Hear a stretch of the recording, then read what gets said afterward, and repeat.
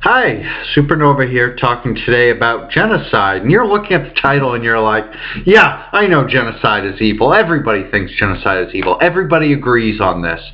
Well, in certain conditions they don't. And if you're an atheist, I know that you agree that genocide is always evil. Move along, this isn't for you. I'm talking to Christians here. Yes, Christians who believe in the Old Testament and have to defend the cases of genocide there. Let's explain why genocide is evil. When we saw the Jews get wiped out in the Holocaust, all over the world, we all said this was wrong. This was an evil thing to do, and it was, not just because we all agreed on it, but because it was objectively evil. It killed people who were completely innocent, whose only crime was being born to a specific set of genes. I mean, that's not, nobody finds that deserving of death. So nowadays we say, well, what happened to the Jews was wrong. Trying to wipe out a whole ethnic group or nationality, wrong. It always was. Even back in Old Testament times, it was still wrong.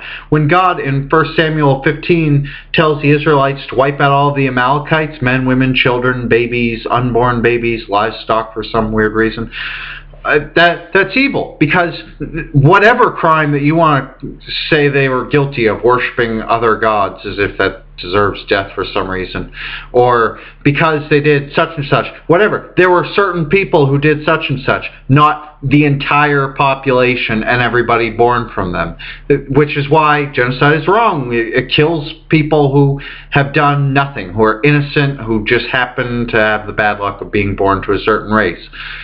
Evil. When God commanded them to kill the Midianites, when he told them to kill everybody in the city of Jericho, whatever, all those cases, wrong. It's genocide, it's evil, stop defending it. Now, you've heard other atheists, I imagine, already bring about these cases. I haven't heard anybody talk about the Great Flood, Noah's flood, so I'm going to discuss that one specifically. Now, in the chapter of Genesis about Noah's flood, either 5 or 7 or something, I can't remember, we have a couple reasons for the flood before the actual narrative. We have men were violent in those days, and that's why they were given meat to eat and whatnot. Okay, so violence is a bad thing, and we want to wipe it out, but you don't wipe out violence with violence. I mean, if you're a parent, if your kid smacks another kid at school and starts bullying, you don't smack them in retaliation, because all you're teaching them is through your actions that smacking people is all right under certain circumstances. So they don't learn the lesson. Violence is really a bad solution to violence. And not only that, if the Great Flood was because of people being violent, not only was it misdirected, because we're talking about women, children, babies, the unborn, people who did not commit violence, all of those animals, whatever. You're not going to fix the problem, and it obviously didn't, because violence is still a thing. The second reason for punishment is to deter, which might work if you said, I'll bring this flood again if you get back to your violent conditions, but it doesn't work, because at the end of the story we have this rainbow that's a promise that God will never send another flood like that again under any circumstances. So it's not a deterrent, not even slightly. And of course we have reformation. We have you try to fix the people that you're punishing, and you can't do that with death. I mean, nobody learns anything from dying. They don't have an opportunity after that point. So the flood was really extremely pointless on that front.